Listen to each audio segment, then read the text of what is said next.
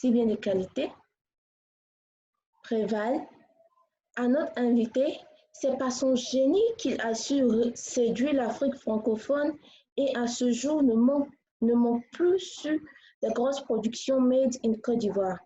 C'est avec plaisir et engouement que nous recevons aujourd'hui Monsieur Abdoul Aziz Diallo, le directeur de la photographie sur Cacao. Alors, on va demander à notre invité d'allumer sa caméra pour qu'on puisse commencer l'interview. Bonjour, Monsieur Aziz. Bonjour, Rita. Merci d'avoir accepté notre invitation. C'est un plaisir de passer ce moment avec vous. Ok, j'espère que vous êtes prêts à répondre à toutes nos questions. D'abord, j'aimerais vous féliciter pour votre travail sur la série Cacao. C'est impeccable, c'est beau, c'est vraiment waouh. Et vraiment, si j'avais un trophée maintenant là sur moi, j'allais vous le remettre. Parce que vous avez fait un très beau travail sur Cacao.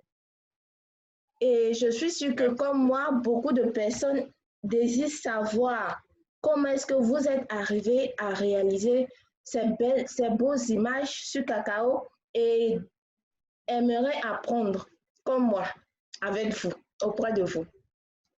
Donc, j'ai des questions à vous poser et j'espère que vous nous donnerez les réponses que nous attendons. Ok, ma première question est, comment est-ce que Abdoul Aziz Diallo a fait la rencontre du 7e art et pourquoi a-t-il choisi d'être derrière la caméra et non devant la caméra? Plus précisément, d'avoir choisi le poste de directeur de la photographie. Ok, peut-être que ma réponse va vous décevoir, mais il y a rien de magique dans mon choix, dans ma rencontre avec le milieu du 7e art. Je suivais un parcours normal pour aller avoir mon baccalauréat en série A. Et en première A4, j'ai rencontré un ami qui était dans une école de cinéma, qui faisait du son. Lui, il faisait une formation en son. Donc, on a discuté de son école et tout. Et moi, je me suis dit, mais ça m'intéresse bien d'aller faire une école de cinéma. Parce que moi, déjà en étant petit, j'aimais beaucoup prendre des photos et tout.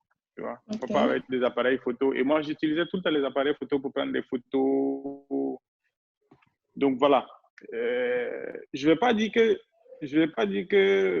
depuis tout petit, j'ai toujours rêvé d'être directeur de la photographie. Non. Depuis tout petit, écoutez, on a les rêves des enfants. On veut être pilote, on veut être architecte, on veut être avocat. Donc là, en première, je me dis, il faut que je choisisse quelque chose à faire vraiment, vraiment. Parce que là, l'année prochaine, je passe le bac. Il faut que je sache dans quelle école je vais aller. Mm-hmm. Et voilà, donc comme ça, je prends les informations sur cette école-là, qui est l'Institut supérieur de l'image et du son, une école à Ouagadougou, Burkina Faso. Et je me dis, tu as toujours aimé les images. Quand je regarde les films, je regardais beaucoup de films. Beaucoup de films. Donc, quand je regarde tout le temps les films, je suis impressionné par les images, que ce soit les lumières ou même les effets spéciaux. C'était beaucoup plus même les effets spéciaux. J'étais bluffé. Je me dis, waouh, regarde les explosions, regarde, voilà. Donc, tout ça, ça a rejailli et je me suis dit, bon, écoute, ok, moi, je fais une école de cinéma, mais je ne veux pas faire le son comme Alain. Mon ami, il s'appelle Alain. Je fais quelque chose qui a un rapport avec l'image. Je ne veux même pas faire des réalisations et tout. Donc, dès la première année, quand je suis arrivé, on a les entretiens parce qu'on fait un tronc commun et tout. Donc, les professeurs, ils viennent. Ah oui, qu'est-ce que toi tu veux faire? Qu'est-ce que toi tu veux faire? Il y a plein de gens qui disent non, je ne sais pas d'abord. Comme je viens de commencer, je vais voir. Mais il y en a d'autres comme moi qui étaient bien clairs dans ce qu'ils voulaient. Moi, je veux faire l'image. Je ne veux pas faire autre chose. Je veux faire l'image. Donc, voilà un peu. Et au fur et à mesure des années, avec la formation, avec les professeurs qu'on rencontre, on se rend compte que ok, j'ai vraiment pas pris le mauvais chemin, en fait. J'ai vraiment pas pris le mauvais chemin. Donc, il faut vraiment que je me donne à 100% pour être un bon technicien. Voilà. Donc, voici un peu ma rencontre. Ok. Il n'y a rien de romantique, il n'y a rien de féerique, quoi. Donc, vous voulez dire que c'est votre ami qui vous a un peu inspiré dans le choix de votre carrière aujourd'hui. Bon, c'est trop fort. Inspirer, c'est trop fort parce qu'il y a un truc qui est là. C'est-à-dire, moi, déjà, je sais ce que je voulais. Je ne sais pas comment vous expliquer. C'est-à-dire, OK, moi j'étais dans la position où je cherchais des formations à faire. Je me disais, qu'est-ce que je fais? Le dernier truc qui était en tête, je voulais faire du droit.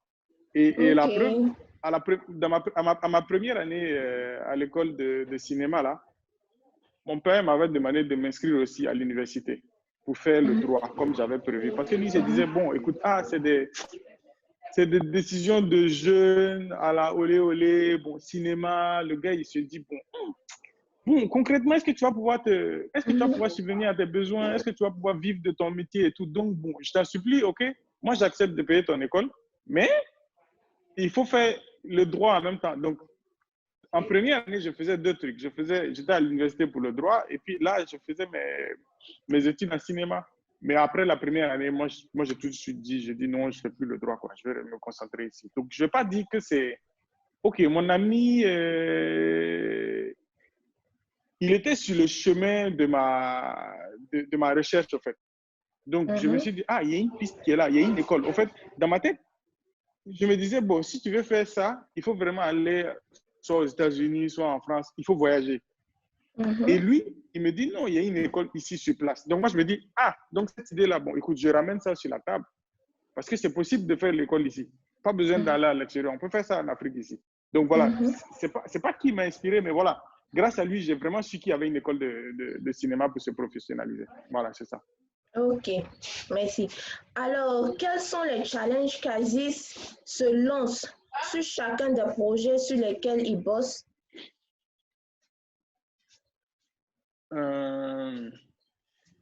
Écoutez, pour moi, le plus gros challenge, c'est le plus gros, hein, c'est vraiment de refaire sortir des émotions à travers les images, que je vais faire. C'est-à-dire refaire sortir les émotions, voilà, c'est un mélange de tout. Vous savez, même un simple mouvement de caméra, ça peut faire réjaillir des émotions. Vous voyez? Ouais, ça, c'est C'est-à-dire, clair. s'il y a une scène et tout, qui est bien tendue, tu vois, tu fais un mouvement de caméra et tout, les gens sont assis et te disent, wow. Donc, pour moi, c'est vraiment cette magie-là. C'est vraiment cette magie-là. Le plus gros challenge.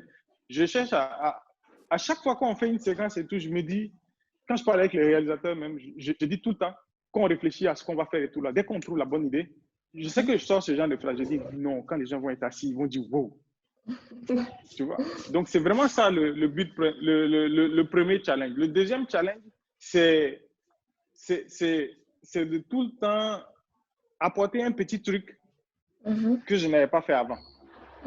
C'est de tout le temps essayer de faire beaucoup mieux.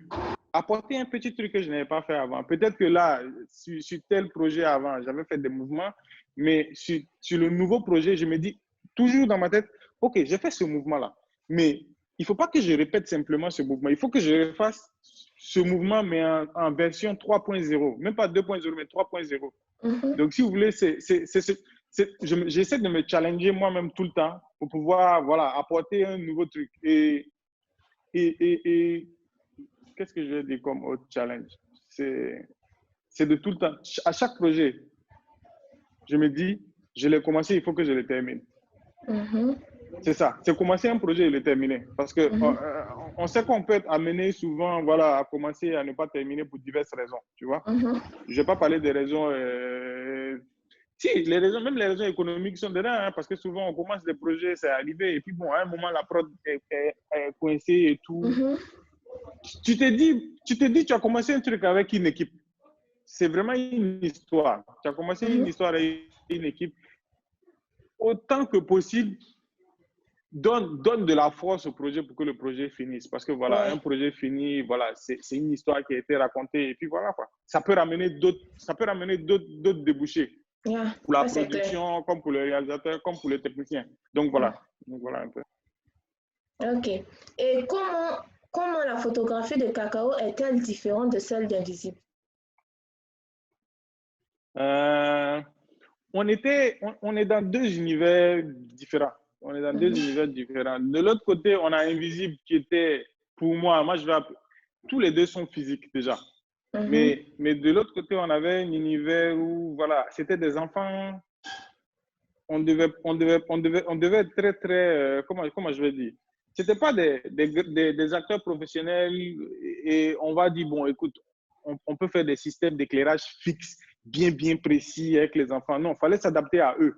Donc, comment est-ce que ça se passe, par exemple, pour installer? Avant d'installer, je demandais tout le temps, s'il vous plaît, je vois juste une mécanique au fait. Ça veut dire, OK, je sais comment ils vont être placés.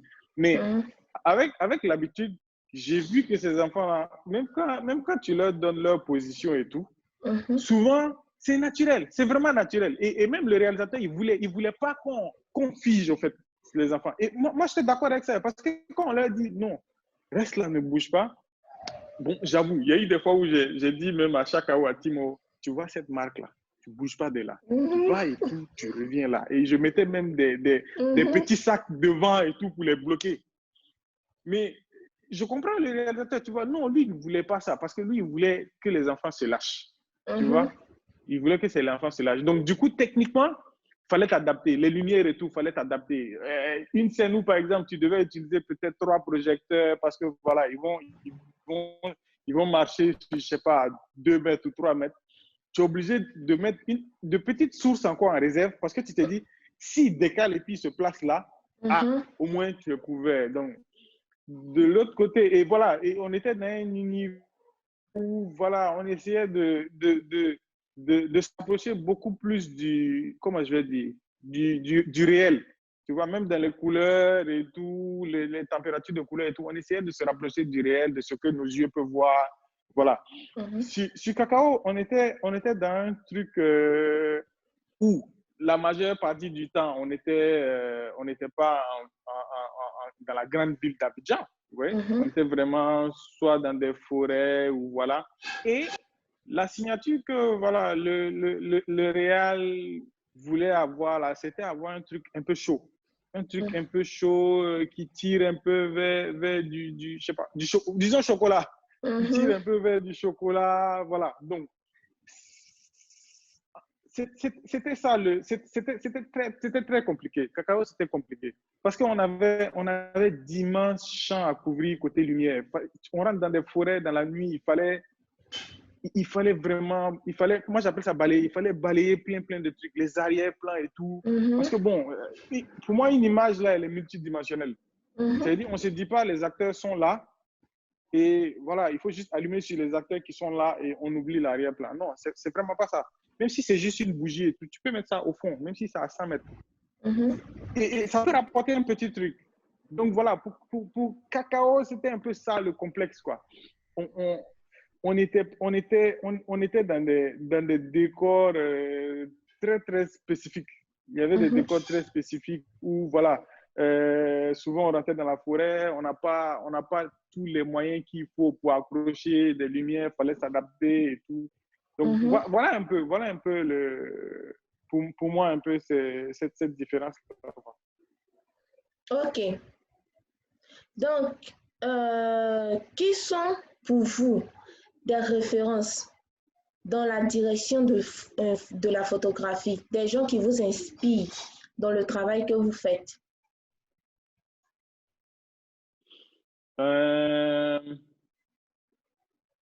Je vais dire directement,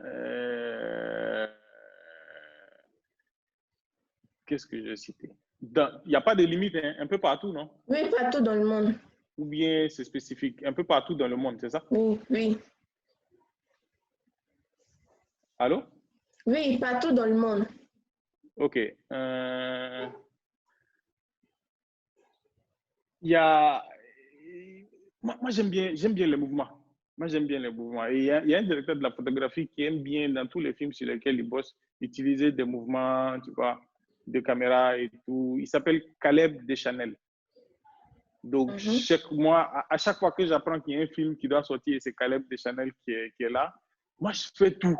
Même si je dois acheter le film en ligne et tout, je fais tout pour avoir vite le film et puis pour le voir, pour voir qu'est-ce qui a été abordé nouvellement. Il y a un autre directeur de la photographie qui a fait le film The Revenant. Oui. On l'appelle Chivo, c'est Emmanuel Lubezki. Mhm. Lui, pourquoi j'essaie de suivre un peu son travail? Parce que c'est vrai qu'il a fait des films comme Birdman, tu vois, où il a utilisé beaucoup de lumière et tout, mais avec The Revenant là, moi je me sentais vraiment, comment je vais dire, interpellé.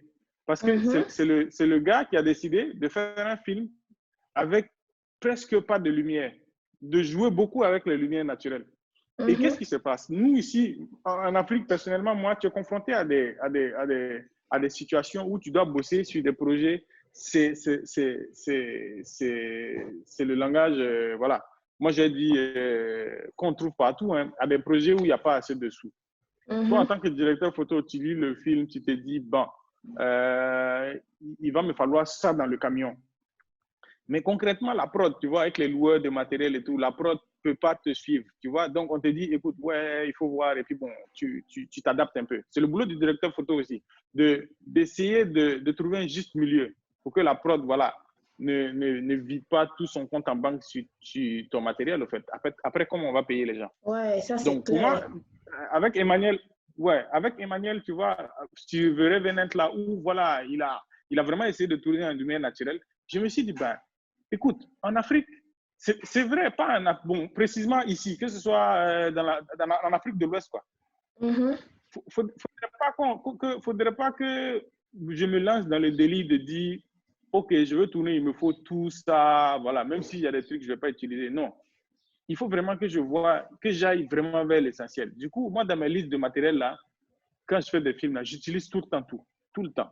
C'est-à-dire, il y a des fois où, avec mon chef électro, je suis là, je tire mes cheveux, je me dis, putain, il me manque des choses. Excusez-moi pour le gros, mais je me dis, mais il me manque quelque chose encore. Est-ce qu'on a vidé le camion? Il me dit, ouais, on a vidé. Donc, on essaie de se débrouiller. Souvent, on allume des phares de voiture, souvent, on allume même des torches et tout, pour se débrouiller. Donc, voilà, pour moi, voilà, ce sont des personnes, à travers leur travail là, qui m'inspirent, en fait. Parce que voilà, il faut vraiment s'adapter. Sur notre continent, surtout pour les pays que je connais, tu vois, pour les pays dans lesquels je travaille là, je pense que vraiment on doit s'adapter, on ne doit pas être limité par le matériel. En fait.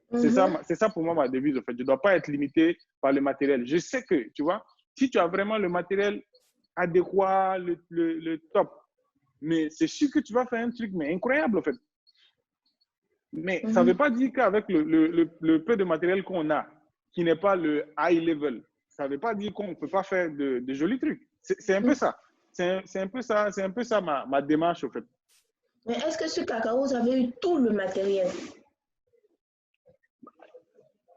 On a eu du matériel. On a eu du matériel pour travailler. Mais je ne vais pas te dire que j'ai eu tout le matériel que je veux. Je ne sais pas si vous comprenez. C'est-à-dire, qu'est-ce qui s'est passé? C'est-à-dire, en fonction déjà du budget de la prod, je sais où je ne peux pas aller. C'est comme toi, tu veux aller dans un centre commercial et puis tu dois faire des courses.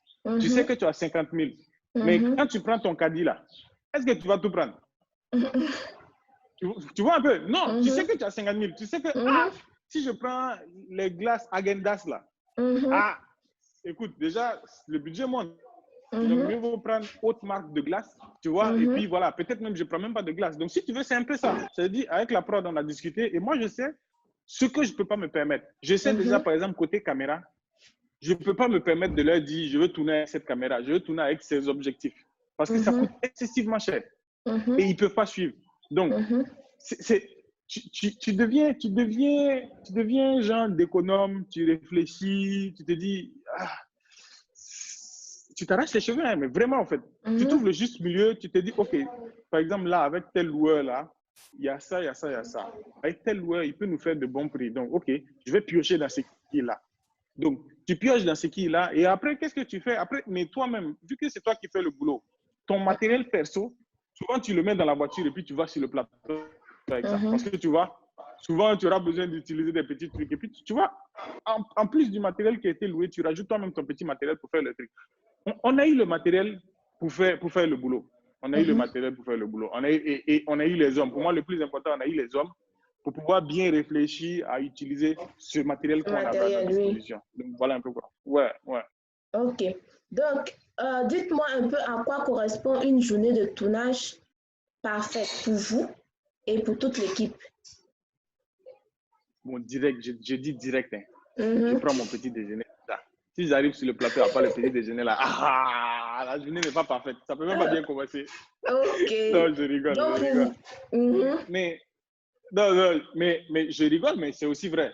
Par exemple, pour une équipe qui se lève, peut-être, je sais pas, convocation à 6h30 ou 7h, c'est bien qu'ils c'est bien qu'ils aient quelque chose pour, tu vois, à manger, quoi. Parce que on fait un truc physique, en fait. On fait un truc vraiment physique, tu vois. On soulève des choses, voilà, on est debout pendant longtemps, donc voilà.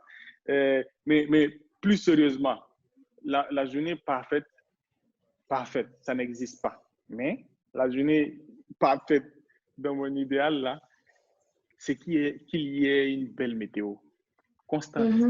C'est-à-dire on a le soleil de manière constante. C'est-à-dire pas, OK, tu fais une prise, après ça rentre, ça sort, on est obligé, on attend comme ça. Les acteurs aussi, bon, ils refroidissent un peu. Donc, tu vois, c'est que ce qu'on a eu sur Cacao, la plupart du temps, les acteurs, ils connaissent leur texte, ça nous permet d'aller vite. Parce que quand nous, on déploie et tout, le réal dit, ah, OK, il sait ce qu'il veut, voilà, on discute pour faire des choix et tout ensemble. On lance la machine, on a installé. Les acteurs, là, tu vois, ils connaissent leur texte, donc on glisse. On arrive à faire vraiment, à boucler tout ce qui a été prévu sur le plan de travail. Voilà. Donc, pour moi, c'est vraiment... Bon, une journée parfaite, c'est que chacun fasse son boulot. Quand chacun fait son boulot, c'est magnifique. À la fin de la journée, tu es content, en fait. À la fin de la journée, tu es content parce que tout ce que tu as eu dans la tête avec le réalisateur, tout ce que vous avez eu dans la tête comme idée, vous avez pu réaliser ça parce que le temps, la météo vous a permis de faire ça, parce que voilà, tout le monde a fait son boulot. Voilà, pour moi, c'est ça, c'est vraiment simple en fait. Une journée parfaite, c'est vraiment simple. Et quelles ont été les fréquences de pause pendant les journées de tournage? Est-ce qu'il y a eu des jours où vous avez tourné toute la journée non-stop? Vous mangez une fois le matin et après vous ne mangez pas jusqu'à tard le soir? Ou bien est-ce qu'il y a eu des pauses pendant le tournage? Non. On a tourné, c'était une production normale. Moi, je dis ça, c'est une production normale. Une production normale, là, dans ton plan de travail, OK, tu es convoqué matin, tu sais que tu prends le petit déjeuner avant de commencer à travailler parce que chez toi, tu n'as pas pu manger. Quand tu travailles, bah, à midi ou à 13h, tu as la pause déjeuner. Ça, c'est normal. Et après, tu finis, tu travailles jusqu'à la fin de la journée. OK, donc vous n'avez jamais eu de journée où... Les fois non, les fois où peut-être on est arrivé sur un décor, on a dû bosser sur le décor parce que, bon, je sais pas, il y a des éléments, voilà, de la déco qui n'étaient pas prêts, ou bien il y a eu la pluie, il fallait attendre. On est arrivé, mais on est obligé d'attendre. Et on prend le petit déjeuner, on prend le déjeuner, mais dans la soirée, pardon, quand on est obligé de déborder et tout, bon, souvent la prod essaie de rapidement faire des sandwichs et tout, voilà, pour grignoter. Bon, c'est pas... Ça va. Ça va. Les fois où on a fait des heures supplémentaires, là, ça va. Franchement, ça va. Côté régie et tout, là, franchement, ça va.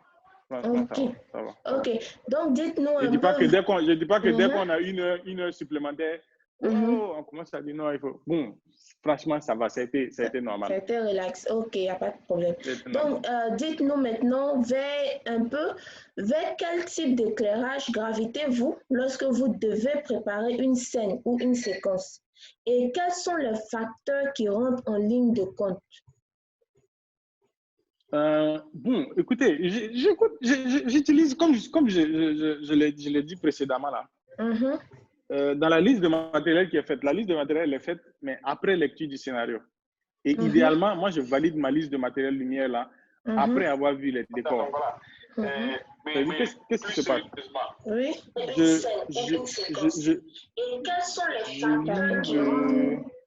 Okay. Oui, excusez-moi. Donc, ce qui se passe, non, il n'y a pas de souci. Je lis le scénario et rapidement, la prod a besoin de faire un budget. Donc, moi, je dois rapidement envoyer ma liste de matériel. Donc, je fais ma liste de matériel et je dis tout le temps, c'est sous réserve, en fait. Parce que quand je vais voir les décors, peut-être qu'il y a des trucs que je vais ajouter, peut-être que je vais valider simplement comme ça. Vous Mais n'avez par pas rapport à ce que j'ai lu. des noms de Non, non, matériel non, spécifiques? si, je vais venir. Donc voilà. Donc, une fois que ça c'est fait, imagine, par exemple, quand je lis une scène et puis je vois que, OK, on doit filmer dans un entrepôt ou bien dans un champ, dans la nuit, un champ assez vaste. Bah, moi, je me dis, bon, écoute, pour déboucher tout cet arrière-plan-là, peut-être qu'il me faut, tu vois, des HMI, tu vois, de différentes puissances. Je sais pas, 4 kilos, 2500. Mais voilà, il me faut une source assez forte comme ça.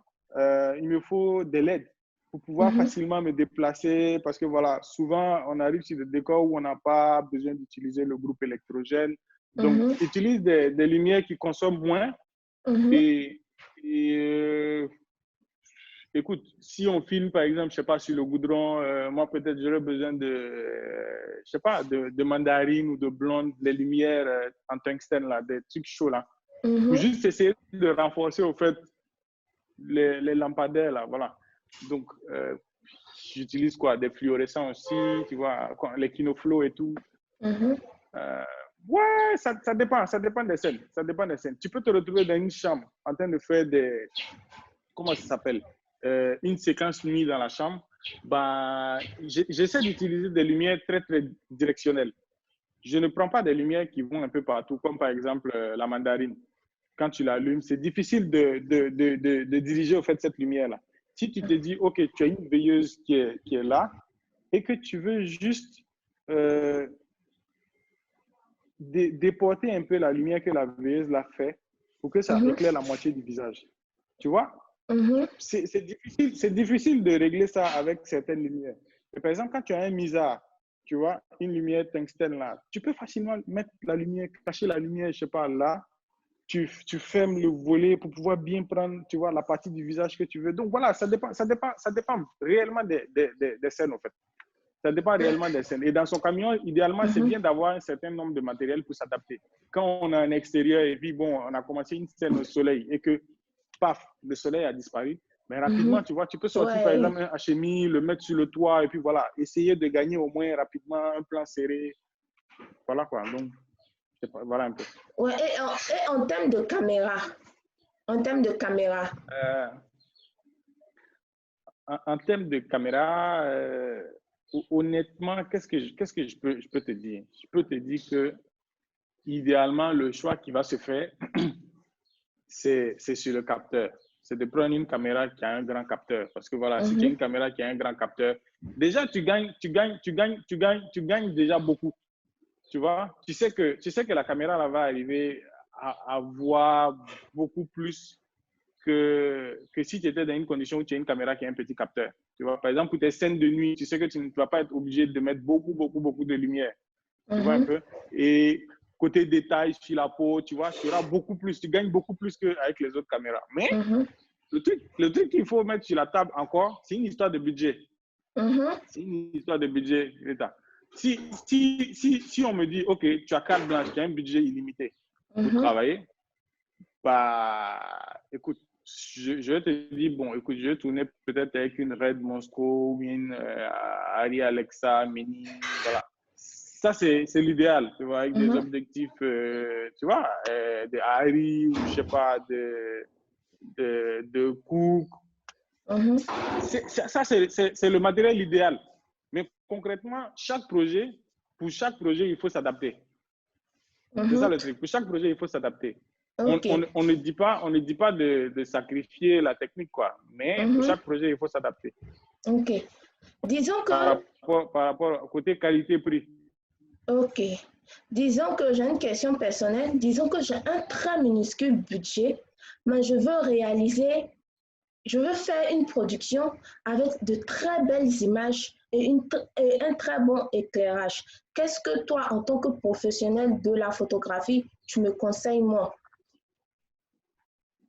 bah, direct, je te conseille d'aller, écoute, il y a deux choses. Par exemple, si moi, en tant que directeur de la photographie, si tu vois, j'ai mon matériel lumière, j'ai un petit lot de matériel lumière, que je pense, écoute, on prend peut-être une ou deux choses ailleurs et puis bon, on peut se débrouiller avec ça. Moi, si l'histoire me prend, parce que c'est ça en fait, il faut que l'histoire prenne. Si ton histoire, par exemple, me prend vraiment, je me dis, aïe, il faut qu'on fasse ce film-là parce que ça va être une belle histoire. Moi, je peux me dire, bah écoute, j'envoie mon matériel, tu vois. Nous, on peut dealer comme on veut. Soit, écoute, je dépose le matériel gracieusement, ou bien soit on peut se dire, bon, ça peut être des parts de coproducteurs, tu vois. C'est pas que tu me payes ou quoi, non. C'est juste des parts, voilà. C'est comme si j'ai misé au fait dans le film. Et voilà, toi le seul truc, c'est que tu ne sors pas de l'argent. Tu vois. Tu auras le matériel qu'il faut pour faire le film. Ou bien, moi, je peux te conseiller d'aller voir vraiment des boîtes de location pour être clair. Parce que quoi qu'on dise, il n'y a pas de magie. Il n'y a vraiment pas de magie, au fait. C'est-à-dire, si tu veux faire un truc, si tu veux faire un film, tu veux faire des images, il y a certaines images que tu vas vouloir faire. Si tu n'as pas le matériel qu'il faut, le matériel minimum, tu ne peux pas, au fait. Tu vois? C'est-à-dire, on va être juste assis et puis on va se dire, oh, j'ai juste ça. Bon, écoute, OK, on allume. Mais tu vois un peu ce que je dis? C'est-à-dire, c'est une histoire qui est gâchée. Tu vois? C'est une histoire qui est juste gâchée, au fait. C'est-à-dire, donc, pour moi, OK, il n'y a pas de sous, il y a un budget minimal et tout, mais il faut trouver des techniques, au fait, pour, tu vois, pour pouvoir vraiment arriver à avoir le minimum. Je ne vais pas prendre beaucoup de trucs, mais quand même le minimum, tu vois. Tu vois, des LED, tu vois, des misas, des trépieds, des drapeaux, des gélatines de couleurs, des diffusions. Tu vois. Ouais, avec ça, écoute, on s'est dit, OK, on peut foncer. Tu vois. Ok, c'est clair. Maintenant, pour vous, en tant que professionnel de l'image, pour vous, comment est-ce que vous pourriez définir un directeur de la photographie à ce jeune amateur cinéaste-là qui veut tenter sa chance dans le milieu? Écoute, moi, je lui dirais que le directeur de la photographie, là, pour moi, c'est un artiste technicien. Ce débat-là est encore lancé, tu vois, on ne reconnaît pas trop le directeur de la photographie comme un artiste, tu vois. OK, on peut le dire, mais on ne le reconnaît vraiment pas. Donc, pour moi, c'est un artiste technicien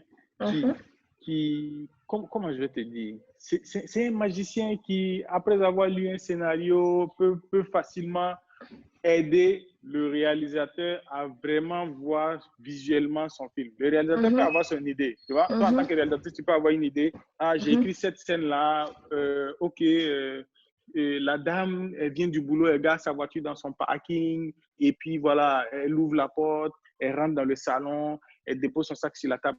Tu vois, puis il peut avoir son idée pour dire, bon, écoute, ouais, on fait un plan comme ça, on voit la voiture rentrer, on la voit. Et le directeur de la photographie, ça peut être le gars qui va lui dire, bah, écoute, faisons quelque chose d'assez fou. Tu vois, donc pour moi, le directeur de la photographie, pour moi, c'est le bras droit du réalisateur. C'est vraiment celui qui va traduire tout ce qui a été écrit sur le papier, là, le scénario. C'est lui qui va traduire ça en image.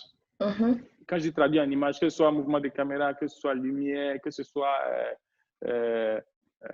voilà, même donner avec le décorateur et tout là, tu vois, donner un peu quelques directives, tu vois, que dans le plan, pour que le plan soit riche, au fait. Donc, voilà, c'est celui qui traduit. On va rester ça. Moi, j'adore cette définition-là. C'est celui qui traduit ce qui est écrit dans le scénario en image. En image, ok. Donc, si je dois bien